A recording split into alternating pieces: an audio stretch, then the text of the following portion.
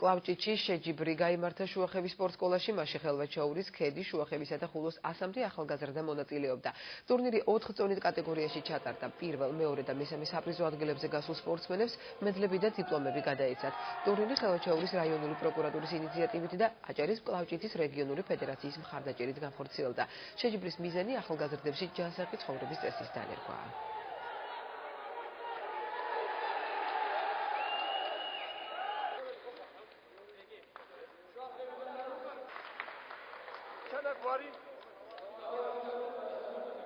ძალიან კარგი ტურნირია, პირველად მივიღე მონაწილეობა.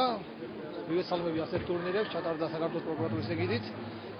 პირველად მივიღე მონაწილეობა და ავიღე პირველი ადგილი, იმედი მაქვს, რომ ეს ტურნირი იქნება ჩემი მომავალი საწინდარი და წარმატებას მივაღწევ ჩემს ცხოვრებაში ამ ტურნირის საშუალებით. ჩვენი მიზანი სწორედ ეს არის სპორტსმენების აღმოჩენა, მათი გაზრდა, მათზე მეთვალყურეობა და დიდ ასპარეზობებზე საქართველოს სახელის გატანა.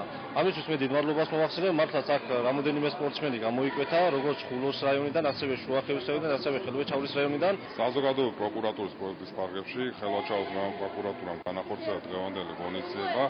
დღევანდელი ღონისძიების მიზანი იყო ჯანსაღი ცხოვრების წესის დანერგვა მომავალ თაობაში. მონაწილეობდა ხელვაჩაური, ქედა, შუახევის, ხულოს საჯარო სკოლის მოსწავლეები, უფროსი კლასელები. ძალიან კარგი ღონისძიება და ძალიან მხიარული და ძალიან აზარტული ღონისძიება გამოგვივიდა.